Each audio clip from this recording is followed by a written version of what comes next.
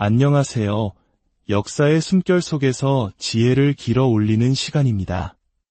오늘 우리가 함께 떠날 여정은 인류 역사상 가장 많이 읽히고 가장 많은 논쟁을 낳았으며 수많은 이들의 삶을 송두리째 바꾼 한 권의 책, 바로 성경의 마가복음입니다. 본격적인 이야기에 앞서 잠시 여러분의 도움이 필요합니다. 오늘 이야기가 여러분의 마음에 깊은 울림과 위로를 준다면 구독과 좋아요를 통해 하나님의 은혜를 더 널리 나누는 귀한 통로가 되어주시길 부탁드립니다. 여러분의 따뜻한 손길 하나하나가 모여 어두운 곳에 빛을 전하고 지친 영혼들에게 희망을 선사하게 될 것입니다. 이 영상을 시청하시는 모든 분들의 삶과 가정 위에 하나님의 크신 축복과 평강인을 함께하기를 진심으로 기도합니다. 자, 그럼 이제 시간의 강을 거슬러 폭풍 같았던 한 남자의 삶 속으로 들어가 보겠습니다. 마가복음은 마치 숨가쁘게 전개되는 한 편의 액션 영화와도 같습니다. 다른 복음서들에 비해 곧, 즉시라는 단어가 유독 많이 등장하며 독자들을 쉴 틈 없이 이야기 속으로 몰아넣습니다. 그래서일까요? 마가복음 속 예수님의 모습은 조용한 명상가라기보다는 쉼없이 움직이는 열정적인 활동가처럼 느껴집니다.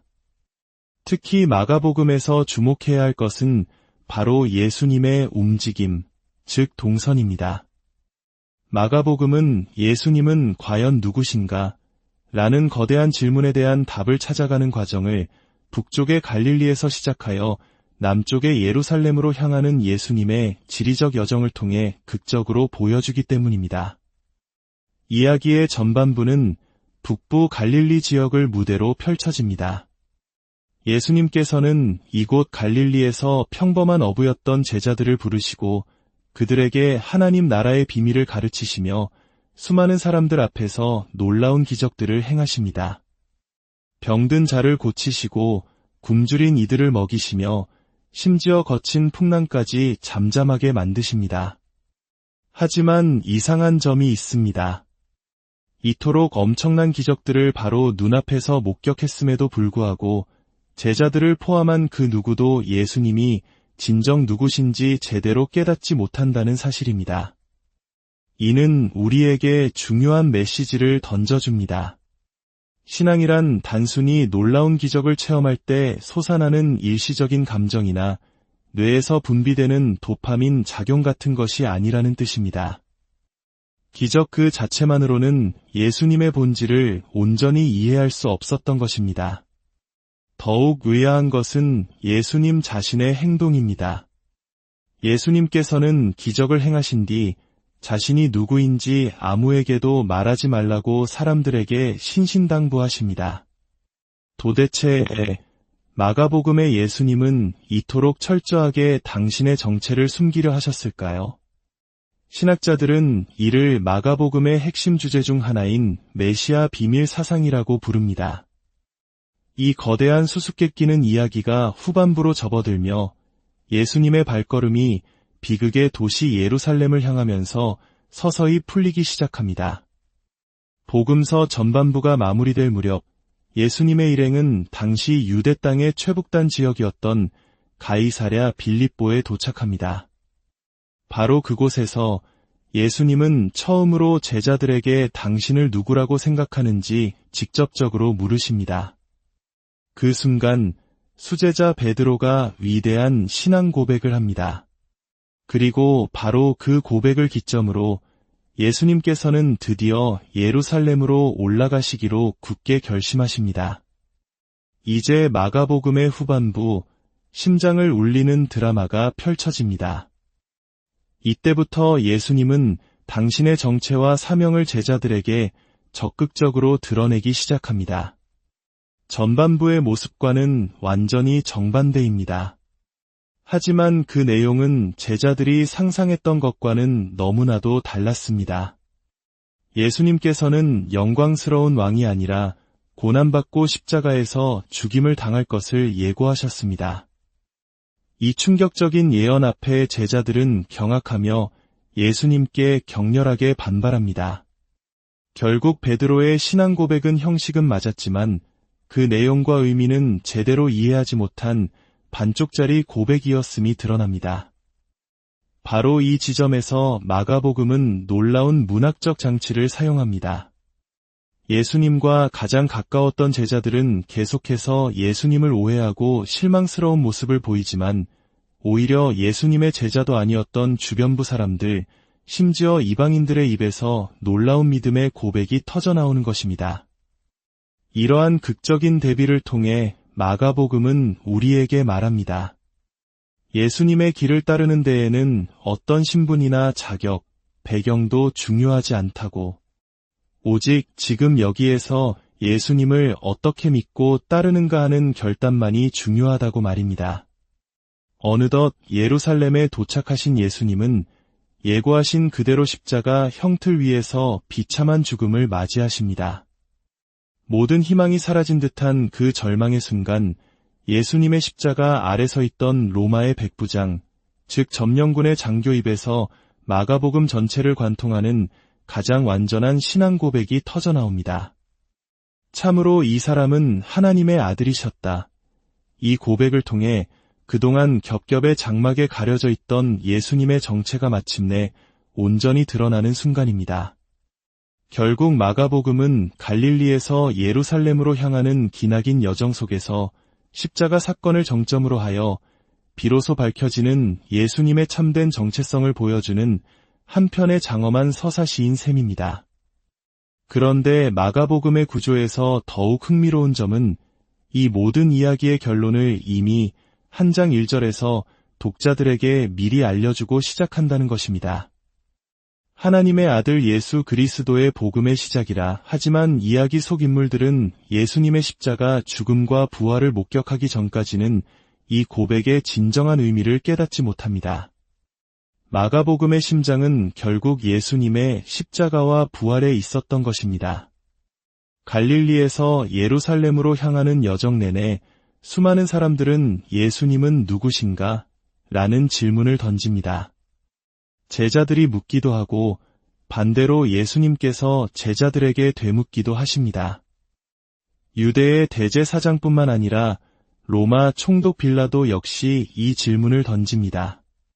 이러한 질문들은 마가복음이 기록될 당시 로마 제국의 혹독한 박해에 아래 신음하던 초대 기독교 공동체가 스스로에게 던졌던 처절한 질문이기도 했습니다. 도대체 예수님이 누구시길래 우리가 모든 것을 버리고 이 고통스러운 길을 따라야 하는가? 예수님을 따라 산다는 것은 과연 무엇을 의미하는가? 이 끔찍한 박해 속에서도 나는 여전히 예수님을 그리스도라 고백할 수 있는가? 세상의 권력자인 로마 황제와 십자가에 달리신 예수님 중 누가 나의 진짜 주인인가? 이 모든 실존적인 질문에 대한 최종적인 응답이 바로 마가복음 한 장 1절, 하나님의 아들 예수 그리스도의 복음의 시작이라는 선언이었던 것입니다. 여기에 등장하는 예수님을 가리키는 두 가지 호칭, 그리스도와 하나님의 아들은 당시 사람들에게 매우 익숙했지만 동시에 심각한 오해를 불러일으킬 소지가 있는 표현들이었습니다. 그리스도, 즉 히브리어로 메시아는 기름 부음 받은 자, 구원자라는 뜻으로 당시 유대인들은 로마의 압제에서 자신들을 해방시켜줄 강력한 정치적, 군사적 지도자를 기다리고 있었습니다. 하나님의 아들이라는 호칭 역시 당시 로마 제국의 최고, 권력자인 황제에게 부여되던 신적인 칭호였습니다. 따라서 마가복음은 갈릴리에서 예루살렘으로 향하는 특별한 여정을 통해 이 두 호칭에 덧씌워진 세상적인 권력과 힘의 이미지를 벗겨내고 십자가의 고난과 섬김을 통해 그 진정한 의미를 재정의해야만 했던 것입니다. 이 두 개의 위대한 고백은 마가복음의 여정 안에서 단 두 사람의 입을 통해 각각 한 번씩 고백됩니다. 이야기의 전환점인 가이사랴, 빌립보에서 유대인이었던 베드로가 주는 그리스도시니이다 라고 먼저 고백합니다. 그리고 이야기의 정점인 예루살렘 십자가 아래에서 이방인이었던 로마 백부장이 참으로 이 사람은 하나님의 아들이셨다라고 고백합니다. 진정한 신의 아들은 힘으로 세상을 굴복시키는 로마의 황제가 아니라 오히려 자신의 모든 권리를 내려놓고 겸손하게 고난받으신 예수님이심을 선포한 것입니다. 마가복음 1장 1절에 또 다른 중요한 단어는 바로 시작입니다. 그리스어로 아르케라고 하는 이 단어는 구약성경 창세기 1장 1절의 첫 단어인 태초에를 떠올리게 합니다. 즉, 성부 하나님께서 태초의 말씀으로 세상을 창조하신 것처럼 이제 성자 예수님께서 동일한 권위로 이 세상을 새롭게 창조하고 구원하시는 새로운 시작을 알리는 것입니다. 마가복음의 본격적인 이야기는 세례 요한의 등장으로 시작됩니다. 그는 구원 역사 속에서 예수님의 길을 예비한 마지막이자 가장 위대한 예언자였습니다. 수백 년간 예언자의 목소리가 끊겼던 이스라엘 백성들은 광야에서 회개를 외치는 세례 요한에게 열광했습니다. 하지만 그는 분명히 선언합니다. 자신은 메시아가 아니며 자기 뒤에 오시는 분은 자신과 비교할 수 없을 만큼 위대한 분이라고 말입니다. 마침내 대중들의 시선은 세례 요한에게 세례를 받으시는 예수님께로 옮겨집니다. 바로 그 순간 하늘이 갈라지며 성부 하나님의 음성이 들려옵니다. 너는 내 사랑하는 아들이라 내가 너를 기뻐하노라. 그리고 성령님께서 비둘기 같은 형체로 예수님께 내려오십니다. 성부, 성자, 성령 삼위일체 하나님께서 한 장면에 동시에 나타나신 장엄한 순간입니다. 여기서 하늘이 갈라진다는 표현은 매우 중요합니다. 이 표현은 구약시대 하나님께서 홍해를 가르시고 이스라엘 백성을 구원하셨던 출애굽 사건을 연상시킵니다. 즉, 예수님의 세례는 제2의 출애굽, 새로운 구원의 시작을 알리는 신호탄과도 같은 사건이었습니다. 놀랍게도 마가복음의 시작 부분에 사용된 갈라지다라는 이 단어는 복음서의 가장 마지막, 예수님께서 십자가에서 숨을 거두시는 순간에 다시 한번 등장합니다. 바로 성전의 휘장이 위로부터 아래로 찢어졌다는 표현입니다. 이는 예수님의 죽음으로 말미암아 하나님과 인간 사이를 가로막고 있던 모든 장벽이 완전히 허물어졌음을 상징하는 극적인 사건입니다. 시작과 끝을 장식하는 이 의도적인 대칭 구조를 통해 마가복음은 예수님의 공생의 전체가 우리에게 참된 자유와 해방을 가져다주는 구원의 여정이었음을 보여줍니다. 마가복음의 시작과 끝에는 또 다른 대칭 구조가 있습니다. 바로 장소입니다. 마가복음은 광야에서 시작하여 빈 무덤에서 끝납니다. 광야는 황량하지만 구약의 백성들이 하나님을 뜨겁게 만났던 첫사랑의 장소였습니다.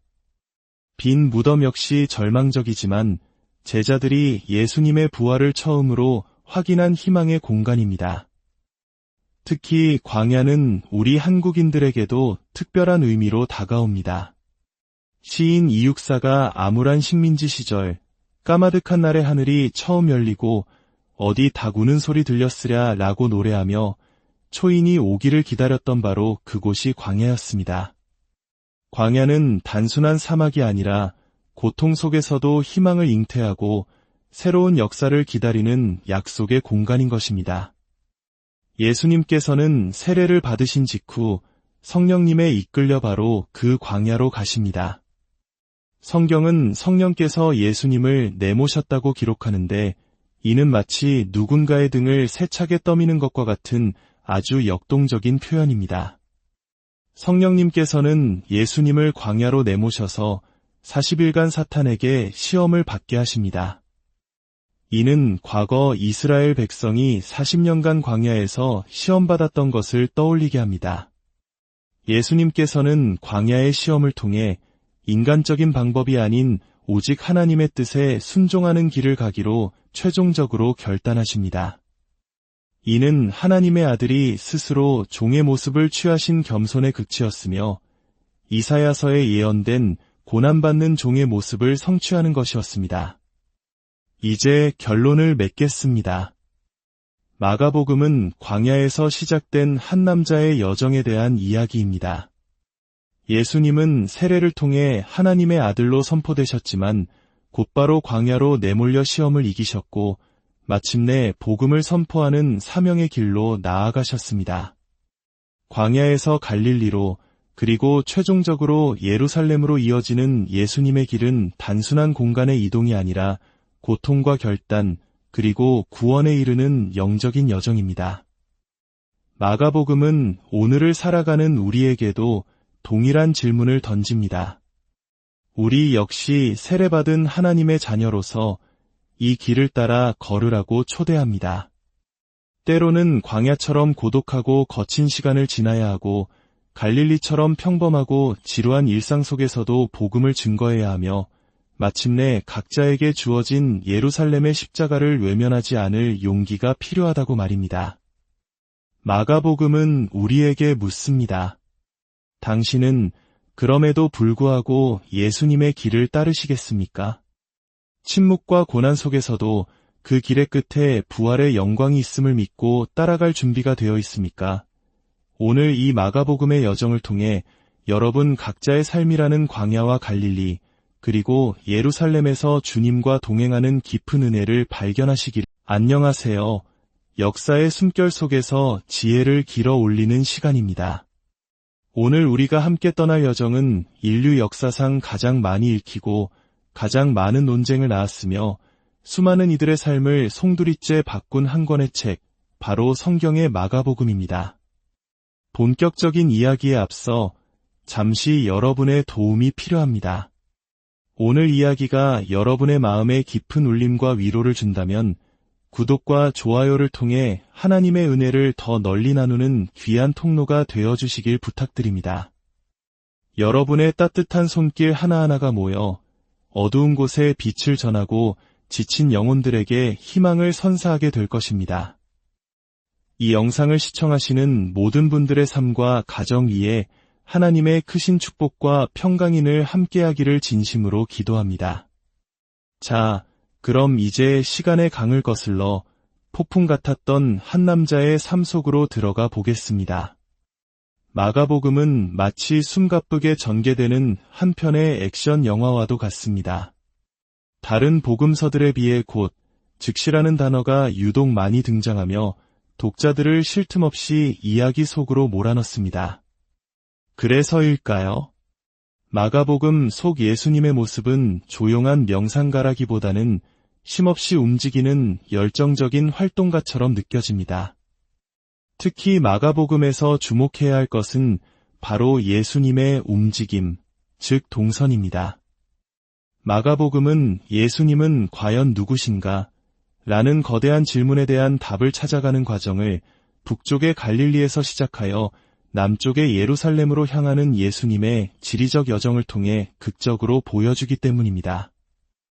이야기의 전반부는 북부 갈릴리 지역을 무대로 펼쳐집니다. 예수님께서는 이곳 갈릴리에서 평범한 어부였던 제자들을 부르시고 그들에게 하나님 나라의 비밀을 가르치시며 수많은 사람들 앞에서 놀라운 기적들을 행하십니다. 병든 자를 고치시고 굶주린 이들을 먹이시며 심지어 거친 풍랑까지 잠잠하게 만드십니다. 하지만 이상한 점이 있습니다. 이토록 엄청난 기적들을 바로 눈앞에서 목격했음에도 불구하고 제자들을 포함한 그 누구도 예수님이 진정 누구신지 제대로 깨닫지 못한다는 사실입니다. 이는 우리에게 중요한 메시지를 던져줍니다. 신앙이란 단순히 놀라운 기적을 체험할 때 솟아나는 일시적인 감정이나 뇌에서 분비되는 도파민 작용 같은 것이 아니라는 뜻입니다. 기적 그 자체만으로는 예수님의 본질을 온전히 이해할 수 없었던 것입니다. 더욱 의아한 것은 예수님 자신의 행동입니다. 예수님께서는 기적을 행하신 뒤 자신이 누구인지 아무에게도 말하지 말라고 사람들에게 신신당부하십니다. 도대체 마가복음의 예수님은 이토록 철저하게 당신의 정체를 숨기려 하셨을까요? 신학자들은 이를 마가복음의 핵심 주제 중 하나인 메시아 비밀 사상이라고 부릅니다. 이 거대한 수수께끼는 이야기가 후반부로 접어들며 예수님의 발걸음이 비극의 도시 예루살렘을 향하면서 서서히 풀리기 시작합니다. 복음서 전반부가 마무리될 무렵 예수님의 일행은 당시 유대 땅의 최북단 지역이었던 가이사랴 빌립보에 도착합니다. 바로 그곳에서 예수님은 처음으로 제자들에게 당신을 누구라고 생각하는지 직접적으로 물으십니다. 그 순간 수제자 베드로가 위대한 신앙 고백을 합니다. 그리고 바로 그 고백을 기점으로 예수님께서는 드디어 예루살렘으로 올라가시기로 굳게 결심하십니다.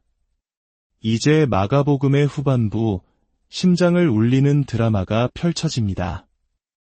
이때부터 예수님은 당신의 정체와 사명을 제자들에게 적극적으로 드러내기 시작합니다. 전반부의 모습과는 완전히 정반대입니다.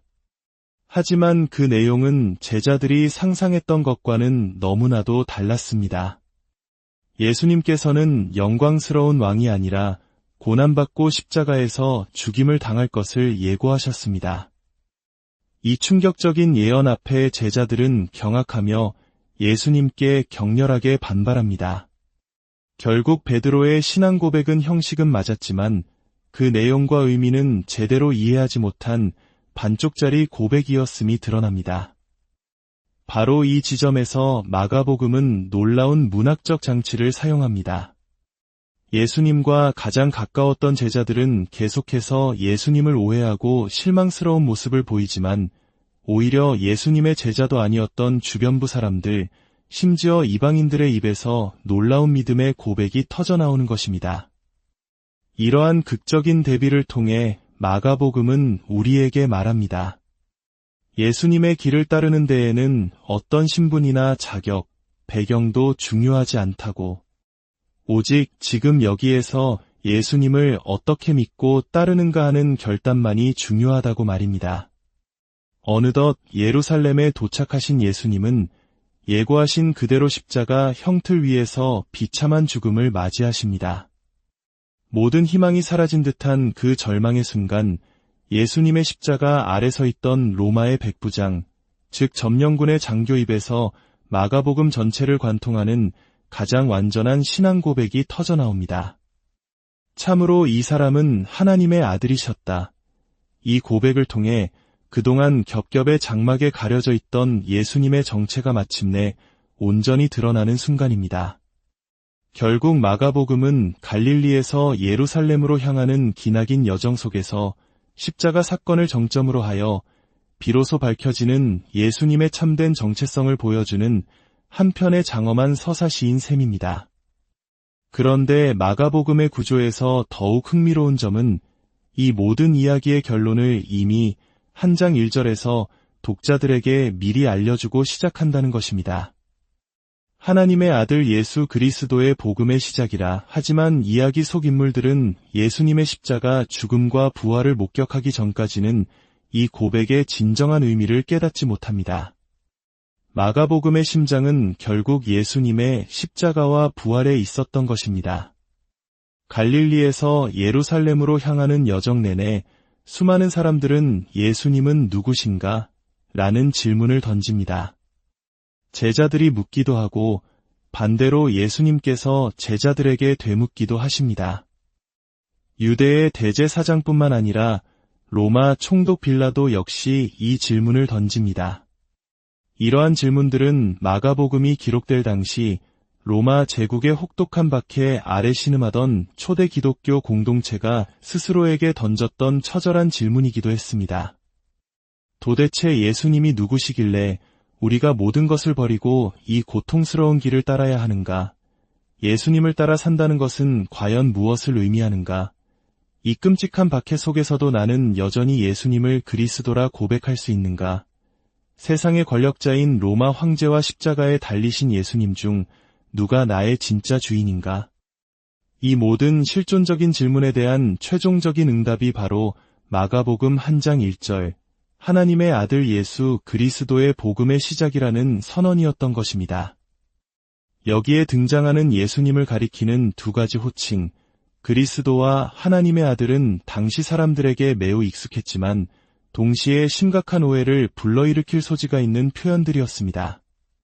그리스도, 즉 히브리어로 메시아는 기름 부음 받은 자, 구원자라는 뜻으로 당시 유대인들은 로마의 압제에서 자신들을 해방시켜줄 강력한 정치적, 군사적 지도자를 기다리고 있었습니다. 하나님의 아들이라는 호칭 역시 당시 로마 제국의 최고 권력자인 황제에게 부여되던 신적인 칭호였습니다. 따라서 마가복음은 갈릴리에서 예루살렘으로 향하는 특별한 여정을 통해 이 두 호칭에 덧씌워진 세상적인 권력과 힘의 이미지를 벗겨내고 십자가의 고난과 섬김을 통해 그 진정한 의미를 재정의해야만 했던 것입니다. 이 두 개의 위대한 고백은 마가복음의 여정 안에서 단 두 사람의 입을 통해 각각 한 번씩 고백됩니다. 이야기의 전환점인 가이사랴 빌립보에서 유대인이었던 베드로가 주는 그리스도시니이다 라고 먼저 고백합니다. 그리고 이야기의 정점인 예루살렘 십자가 아래에서 이방인이었던 로마 백부장이 참으로 이 사람은 하나님의 아들이셨다라고 고백합니다. 진정한 신의 아들은 힘으로 세상을 굴복시키는 로마의 황제가 아니라 오히려 자신의 모든 권리를 내려놓고 겸손하게 고난받으신 예수님이심을 선포한 것입니다. 마가복음 1장 1절에 또 다른 중요한 단어는 바로 시작입니다. 그리스어로 아르케라고 하는 이 단어는 구약성경 창세기 1장 1절의 첫 단어인 태초에를 떠올리게 합니다. 즉, 성부 하나님께서 태초의 말씀으로 세상을 창조하신 것처럼 이제 성자 예수님께서 동일한 권위로 이 세상을 새롭게 창조하고 구원하시는 새로운 시작을 알리는 것입니다. 마가복음의 본격적인 이야기는 세례 요한의 등장으로 시작됩니다. 그는 구원 역사 속에서 예수님의 길을 예비한 마지막이자 가장 위대한 예언자였습니다. 수백 년간 예언자의 목소리가 끊겼던 이스라엘 백성들은 광야에서 회개를 외치는 세례 요한에게 열광했습니다. 하지만 그는 분명히 선언합니다. 자신은 메시아가 아니며 자기 뒤에 오시는 분은 자신과 비교할 수 없을 만큼 위대한 분이라고 말입니다. 마침내 대중들의 시선은 세례 요한에게 세례를 받으시는 예수님께로 옮겨집니다. 바로 그 순간 하늘이 갈라지며 성부 하나님의 음성이 들려옵니다. 너는 내 사랑하는 아들이라 내가 너를 기뻐하노라. 그리고 성령님께서 비둘기 같은 형체로 예수님께 내려오십니다. 성부, 성자, 성령 삼위일체 하나님께서 한 장면에 동시에 나타나신 장엄한 순간입니다. 여기서 하늘이 갈라진다는 표현은 매우 중요합니다. 이 표현은 구약시대 하나님께서 홍해를 가르시고 이스라엘 백성을 구원하셨던 출애굽 사건을 연상시킵니다. 즉, 예수님의 세례는 제2의 출애굽, 새로운 구원의 시작을 알리는 신호탄과도 같은 사건이었습니다. 놀랍게도 마가복음의 시작 부분에 사용된 갈라지다라는 이 단어는 복음서의 가장 마지막, 예수님께서 십자가에서 숨을 거두시는 순간에 다시 한번 등장합니다.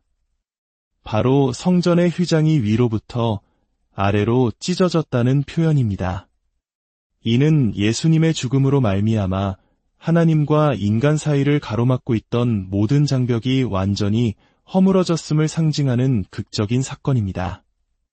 시작과 끝을 장식하는 이 의도적인 대칭 구조를 통해 마가복음은 예수님의 공생의 전체가 우리에게 참된 자유와 해방을 가져다주는 구원의 여정이었음을 보여줍니다. 마가복음의 시작과 끝에는 또 다른 대칭 구조가 있습니다. 바로 장소입니다. 마가복음은 광야에서 시작하여 빈 무덤에서 끝납니다. 광야는 황량하지만 구약의 백성들이 하나님을 뜨겁게 만났던 첫사랑의 장소였습니다. 빈 무덤 역시 절망적이지만 제자들이 예수님의 부활을 처음으로 확인한 희망의 공간입니다. 특히 광야는 우리 한국인들에게도 특별한 의미로 다가옵니다. 시인 이육사가 암울한 식민지 시절 까마득한 날의 하늘이 처음 열리고 어디 닭 우는 소리 들렸으랴 라고 노래하며 초인이 오기를 기다렸던 바로 그곳이 광야였습니다. 광야는 단순한 사막이 아니라 고통 속에서도 희망을 잉태하고 새로운 역사를 기다리는 약속의 공간인 것입니다. 예수님께서는 세례를 받으신 직후 성령님에 이끌려 바로 그 광야로 가십니다. 성경은 성령께서 예수님을 내모셨다고 기록하는데 이는 마치 누군가의 등을 세차게 떠미는 것과 같은 아주 역동적인 표현입니다. 성령님께서는 예수님을 광야로 내모셔서 40일간 사탄에게 시험을 받게 하십니다. 이는 과거 이스라엘 백성이 40년간 광야에서 시험받았던 것을 떠올리게 합니다. 예수님께서는 광야의 시험을 통해 인간적인 방법이 아닌 오직 하나님의 뜻에 순종하는 길을 가기로 최종적으로 결단하십니다. 이는 하나님의 아들이 스스로 종의 모습을 취하신 겸손의 극치였으며 이사야서에 예언된 고난받는 종의 모습을 성취하는 것이었습니다. 이제 결론을 맺겠습니다. 마가복음은 광야에서 시작된 한 남자의 여정에 대한 이야기입니다. 예수님은 세례를 통해 하나님의 아들로 선포되셨지만 곧바로 광야로 내몰려 시험을 이기셨고 마침내 복음을 선포하는 사명의 길로 나아가셨습니다. 광야에서 갈릴리로 그리고 최종적으로 예루살렘으로 이어지는 예수님의 길은 단순한 공간의 이동이 아니라 고통과 결단 그리고 구원에 이르는 영적인 여정입니다. 마가복음은 오늘을 살아가는 우리에게도 동일한 질문을 던집니다. 우리 역시 세례받은 하나님의 자녀로서 이 길을 따라 걸으라고 초대합니다. 때로는 광야처럼 고독하고 거친 시간을 지나야 하고 갈릴리처럼 평범하고 지루한 일상 속에서도 복음을 증거해야 하며 마침내 각자에게 주어진 예루살렘의 십자가를 외면하지 않을 용기가 필요하다고 말입니다. 마가복음은 우리에게 묻습니다. 당신은 그럼에도 불구하고 예수님의 길을 따르시겠습니까? 침묵과 고난 속에서도 그 길의 끝에 부활의 영광이 있음을 믿고 따라갈 준비가 되어 있습니까? 오늘 이 마가복음의 여정을 통해 여러분 각자의 삶이라는 광야와 갈릴리, 그리고 예루살렘에서 주님과 동행하는 깊은 은혜를 발견하시길. 안녕하세요. 역사의 숨결 속에서 지혜를 길어 올리는 시간입니다. 오늘 우리가 함께 떠날 여정은 인류 역사상 가장 많이 읽히고 가장 많은 논쟁을 낳았으며 수많은 이들의 삶을 송두리째 바꾼 한 권의 책, 바로 성경의 마가복음입니다. 본격적인 이야기에 앞서 잠시 여러분의 도움이 필요합니다. 오늘 이야기가 여러분의 마음에 깊은 울림과 위로를 준다면 구독과 좋아요를 통해 하나님의 은혜를 더 널리 나누는 귀한 통로가 되어주시길 부탁드립니다. 여러분의 따뜻한 손길 하나하나가 모여 어두운 곳에 빛을 전하고 지친 영혼들에게 희망을 선사하게 될 것입니다. 이 영상을 시청하시는 모든 분들의 삶과 가정 위에 하나님의 크신 축복과 평강인을 함께하기를 진심으로 기도합니다. 자, 그럼 이제 시간의 강을 거슬러 폭풍 같았던 한 남자의 삶 속으로 들어가 보겠습니다. 마가복음은 마치 숨가쁘게 전개되는 한 편의 액션 영화와도 같습니다. 다른 복음서들에 비해 곧, 즉시라는 단어가 유독 많이 등장하며 독자들을 쉴 틈 없이 이야기 속으로 몰아넣습니다. 그래서일까요? 마가복음 속 예수님의 모습은 조용한 명상가라기보다는 쉼없이 움직이는 열정적인 활동가처럼 느껴집니다. 특히 마가복음에서 주목해야 할 것은 바로 예수님의 움직임, 즉 동선입니다. 마가복음은 예수님은 과연 누구신가? 라는 거대한 질문에 대한 답을 찾아가는 과정을 북쪽의 갈릴리에서 시작하여 남쪽의 예루살렘으로 향하는 예수님의 지리적 여정을 통해 극적으로 보여주기 때문입니다. 이야기의 전반부는 북부 갈릴리 지역을 무대로 펼쳐집니다. 예수님께서는 이곳 갈릴리에서 평범한 어부였던 제자들을 부르시고 그들에게 하나님 나라의 비밀을 가르치시며 수많은 사람들 앞에서 놀라운 기적들을 행하십니다. 병든 자를 고치시고 굶주린 이들을 먹이시며 심지어 거친 풍랑까지 잠잠하게 만드십니다. 하지만 이상한 점이 있습니다. 이토록 엄청난 기적들을 바로 눈앞에서 목격했음에도 불구하고 제자들을 포함한 그 누구도 예수님이 진정 누구신지 제대로 깨닫지 못한다는 사실입니다. 이는 우리에게 중요한 메시지를 던져줍니다. 신앙이란 단순히 놀라운 기적을 체험할 때 솟아나는 일시적인 감정이나 뇌에서 분비되는 도파민 작용 같은 것이 아니라는 뜻입니다. 기적 그 자체만으로는 예수님의 본질을 온전히 이해할 수 없었던 것입니다. 더욱 의아한 것은 예수님 자신의 행동입니다. 예수님께서는 기적을 행하신 뒤 자신이 누구인지 아무에게도 말하지 말라고 사람들에게 신신당부하십니다. 도대체 마가복음의 예수님은 이토록 철저하게 당신의 정체를 숨기려 하셨을까요? 신학자들은 이를 마가복음의 핵심 주제 중 하나인 메시아 비밀 사상이라고 부릅니다. 이 거대한 수수께끼는 이야기가 후반부로 접어들며 예수님의 발걸음이 비극의 도시 예루살렘을 향하면서 서서히 풀리기 시작합니다. 복음서 전반부가 마무리될 무렵 예수님의 일행은 당시 유대 땅의 최북단 지역이었던 가이사랴 빌립보에 도착합니다. 바로 그곳에서 예수님은 처음으로 제자들에게 당신을 누구라고 생각하는지 직접적으로 물으십니다. 그 순간 수제자 베드로가 위대한 신앙 고백을 합니다. 그리고 바로 그 고백을 기점으로 예수님께서는 드디어 예루살렘으로 올라가시기로 굳게 결심하십니다. 이제 마가복음의 후반부, 심장을 울리는 드라마가 펼쳐집니다. 이때부터 예수님은 당신의 정체와 사명을 제자들에게 적극적으로 드러내기 시작합니다. 전반부의 모습과는 완전히 정반대입니다. 하지만 그 내용은 제자들이 상상했던 것과는 너무나도 달랐습니다. 예수님께서는 영광스러운 왕이 아니라 고난받고 십자가에서 죽임을 당할 것을 예고하셨습니다. 이 충격적인 예언 앞에 제자들은 경악하며 예수님께 격렬하게 반발합니다. 결국 베드로의 신앙 고백은 형식은 맞았지만 그 내용과 의미는 제대로 이해하지 못한 반쪽짜리 고백이었음이 드러납니다.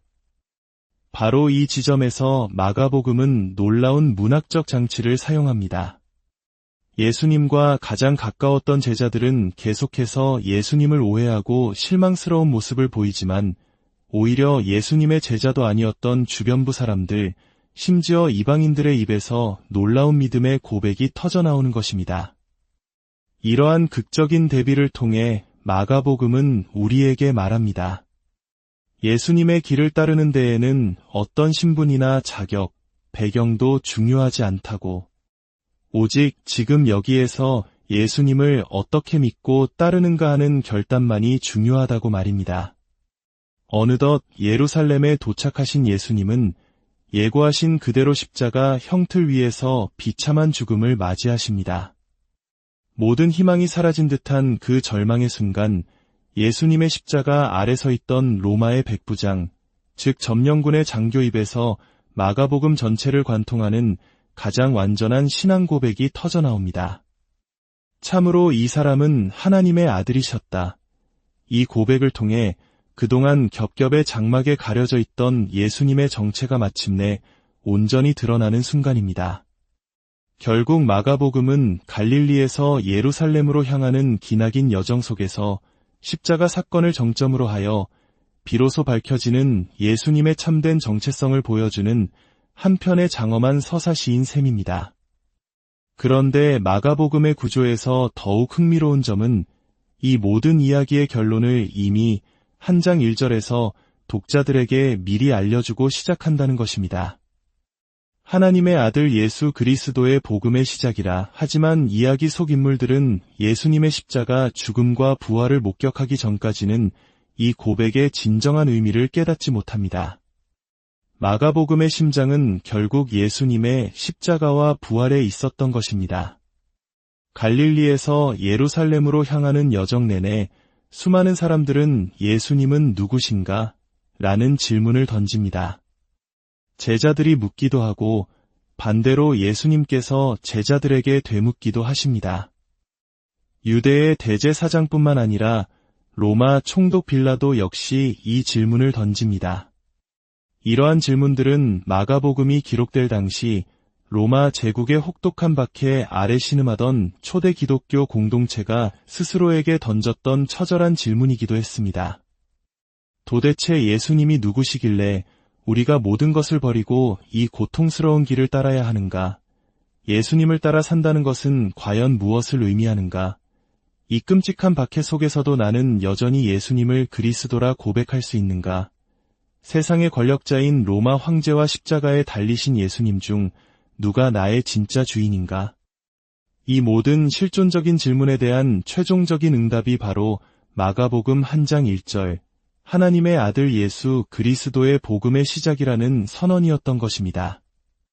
여기에 등장하는 예수님을 가리키는 두 가지 호칭, 그리스도와 하나님의 아들은 당시 사람들에게 매우 익숙했지만 동시에 심각한 오해를 불러일으킬 소지가 있는 표현들이었습니다.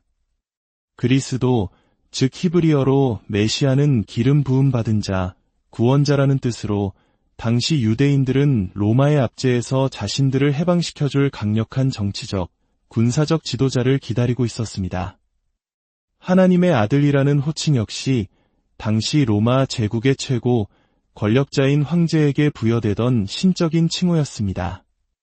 따라서 마가복음은 갈릴리에서 예루살렘으로 향하는 특별한 여정을 통해 이 두 호칭에 덧씌워진 세상적인 권력과 힘의 이미지를 벗겨내고 십자가의 고난과 섬김을 통해 그 진정한 의미를 재정의해야만 했던 것입니다. 이 두 개의 위대한 고백은 마가복음의 여정 안에서 단 두 사람의 입을 통해 각각 한 번씩 고백됩니다. 이야기의 전환점인 가이사랴, 빌립보에서 유대인이었던 베드로가 주는 그리스도시니이다 라고 먼저 고백합니다. 그리고 이야기의 정점인 예루살렘 십자가 아래에서 이방인이었던 로마 백부장이 참으로 이 사람은 하나님의 아들이셨다라고 고백합니다. 진정한 신의 아들은 힘으로 세상을 굴복시키는 로마의 황제가 아니라 오히려 자신의 모든 권리를 내려놓고 겸손하게 고난받으신 예수님이심을 선포한 것입니다. 마가복음 1장 1절에 또 다른 중요한 단어는 바로 시작입니다. 그리스어로 아르케라고 하는 이 단어는 구약성경 창세기 1장 1절의 첫 단어인 태초에를 떠올리게 합니다. 즉, 성부 하나님께서 태초의 말씀으로 세상을 창조하신 것처럼 이제 성자 예수님께서 동일한 권위로 이 세상을 새롭게 창조하고 구원하시는 새로운 시작을 알리는 것입니다. 마가복음의 본격적인 이야기는 세례 요한의 등장으로 시작됩니다. 그는 구원 역사 속에서 예수님의 길을 예비한 마지막이자 가장 위대한 예언자였습니다. 수백 년간 예언자의 목소리가 끊겼던 이스라엘 백성들은 광야에서 회개를 외치는 세례 요한에게 열광했습니다. 하지만 그는 분명히 선언합니다. 자신은 메시아가 아니며 자기 뒤에 오시는 분은 자신과 비교할 수 없을 만큼 위대한 분이라고 말입니다. 마침내 대중들의 시선은 세례 요한에게 세례를 받으시는 예수님께로 옮겨집니다. 바로 그 순간 하늘이 갈라지며 성부 하나님의 음성이 들려옵니다. 너는 내 사랑하는 아들이라 내가 너를 기뻐하노라. 그리고 성령님께서 비둘기 같은 형체로 예수님께 내려오십니다. 성부, 성자, 성령 삼위일체 하나님께서 한 장면에 동시에 나타나신 장엄한 순간입니다. 여기서 하늘이 갈라진다는 표현은 매우 중요합니다. 이 표현은 구약시대 하나님께서 홍해를 가르시고 이스라엘 백성을 구원하셨던 출애굽 사건을 연상시킵니다. 즉, 예수님의 세례는 제2의 출애굽, 새로운 구원의 시작을 알리는 신호탄과도 같은 사건이었습니다.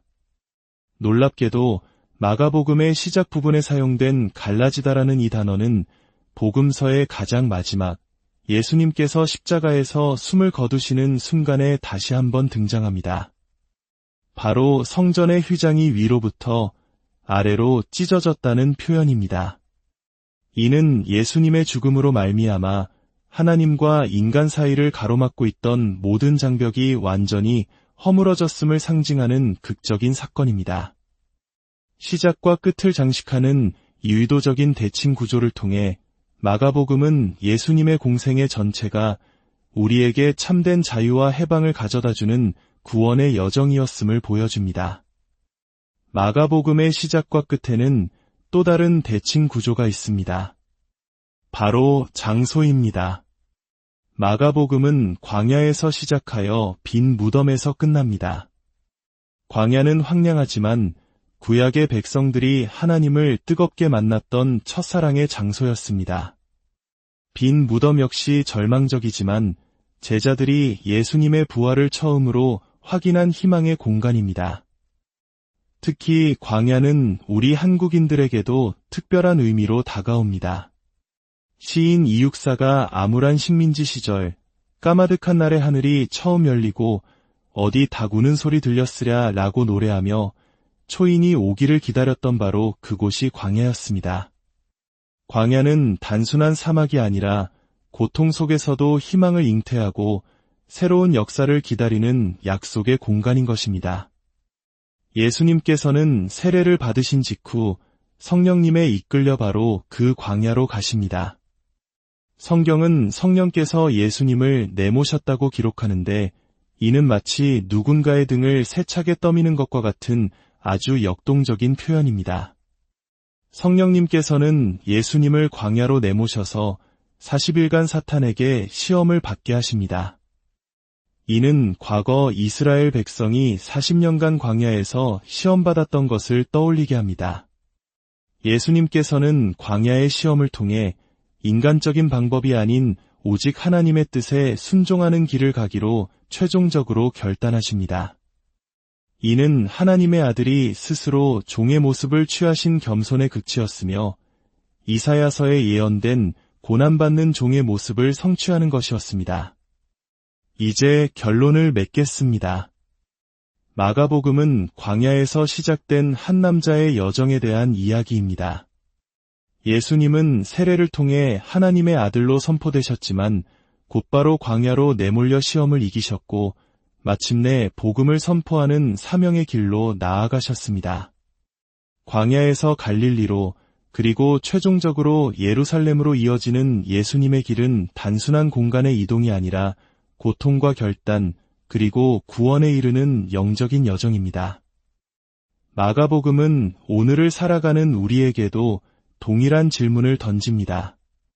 우리 역시 세례받은 하나님의 자녀로서 이 길을 따라 걸으라고 초대합니다. 때로는 광야처럼 고독하고 거친 시간을 지나야 하고 갈릴리처럼 평범하고 지루한 일상 속에서도 복음을 증거해야 하며 마침내 각자에게 주어진 예루살렘의 십자가를 외면하지 않을 용기가 필요하다고 말입니다. 마가복음은 우리에게 묻습니다. 당신은 그럼에도 불구하고 예수님의 길을 따르시겠습니까? 침묵과 고난 속에서도 그 길의 끝에 부활의 영광이 있음을 믿고 따라갈 준비가 되어 있습니까? 오늘 이 마가복음의 여정을 통해 여러분 각자의 삶이라는 광야와 갈릴리, 그리고 예루살렘에서 주님과 동행하는 깊은 은혜를 발견하시기를. 안녕하세요. 역사의 숨결 속에서 지혜를 길어 올리는 시간입니다. 오늘 우리가 함께 떠날 여정은 인류 역사상 가장 많이 읽히고 가장 많은 논쟁을 낳았으며 수많은 이들의 삶을 송두리째 바꾼 한 권의 책, 바로 성경의 마가복음입니다. 본격적인 이야기에 앞서 잠시 여러분의 도움이 필요합니다.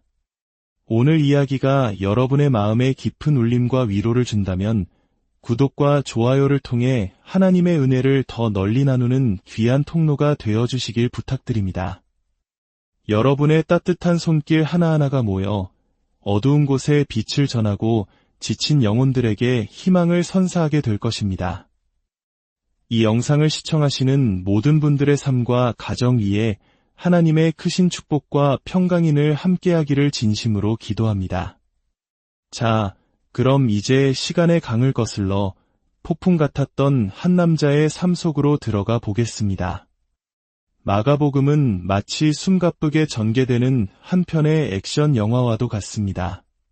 다른 복음서들에 비해 곧, 즉시라는 단어가 유독 많이 등장하며 독자들을 쉴 틈 없이 이야기 속으로 몰아넣습니다. 그래서일까요? 마가복음 속 예수님의 모습은 조용한 명상가라기보다는 쉼없이 움직이는 열정적인 활동가처럼 느껴집니다.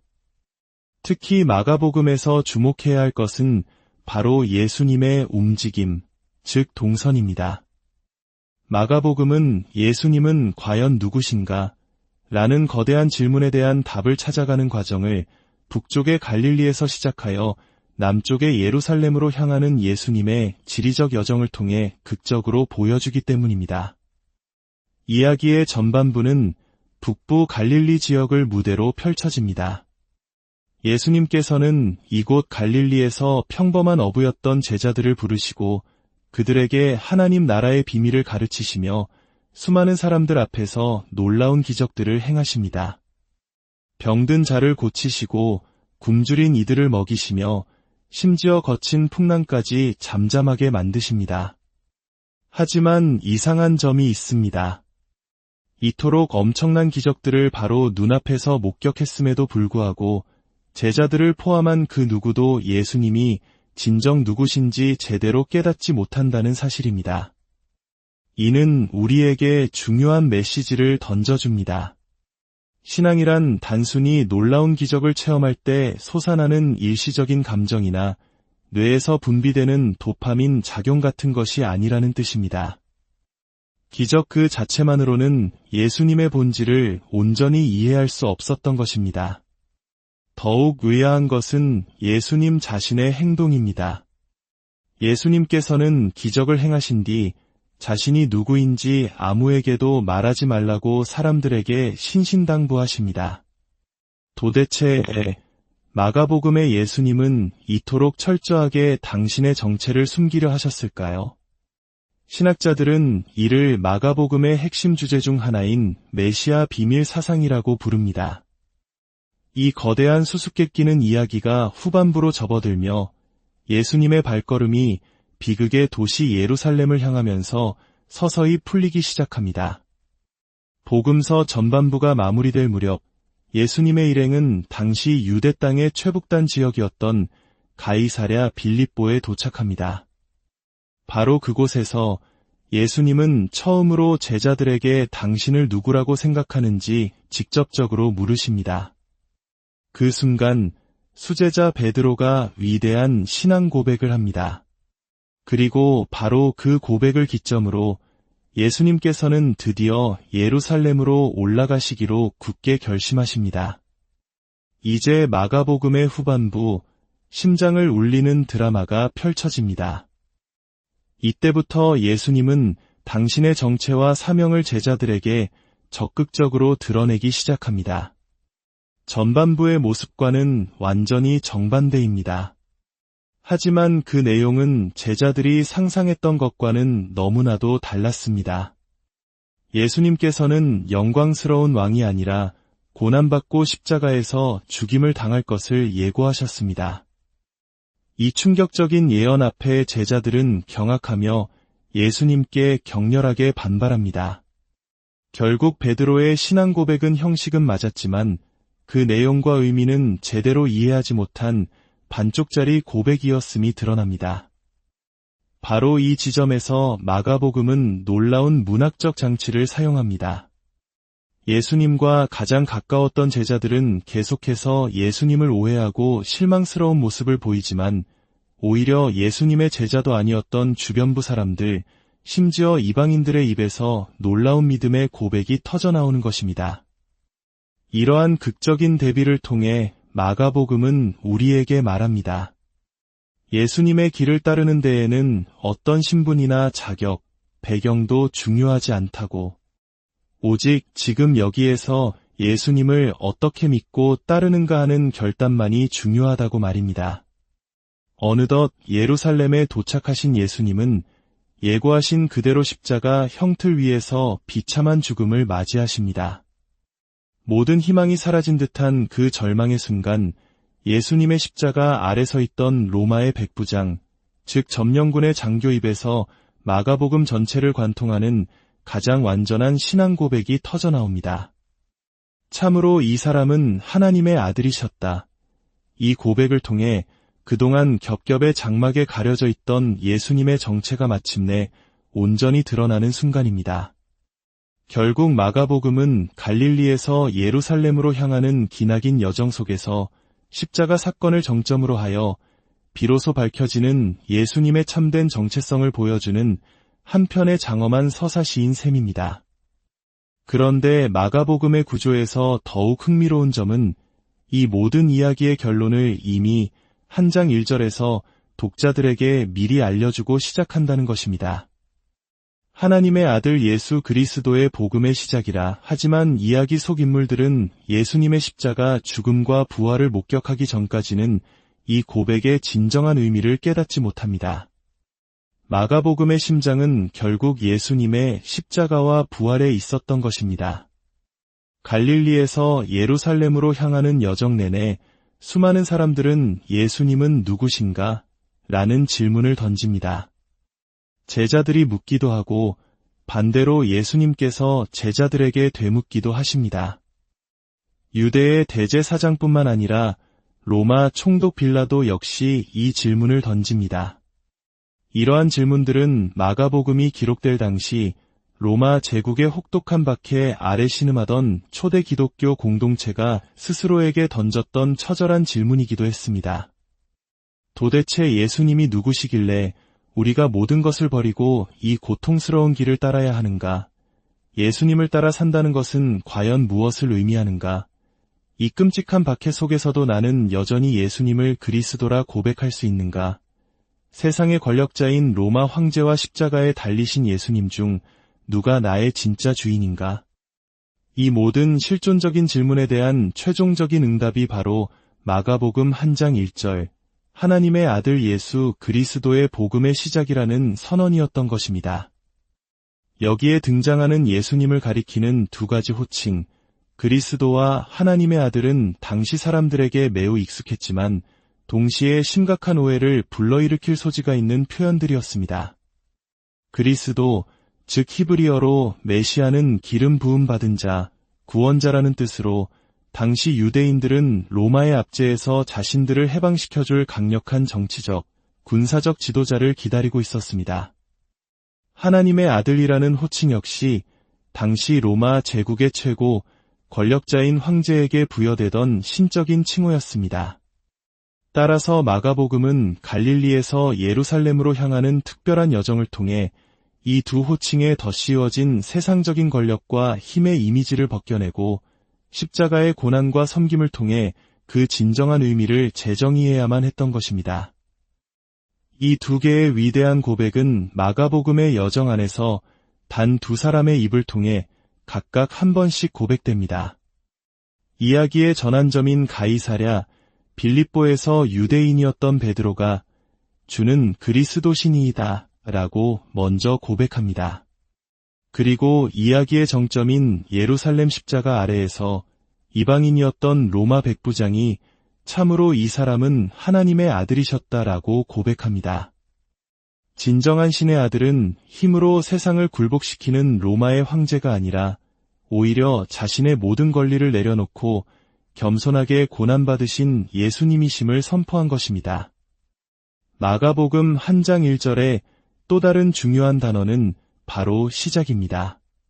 그리스어로 아르케라고 하는 이 단어는 구약성경 창세기 한 장 1절의 첫 단어인 태초에를 떠올리게 합니다.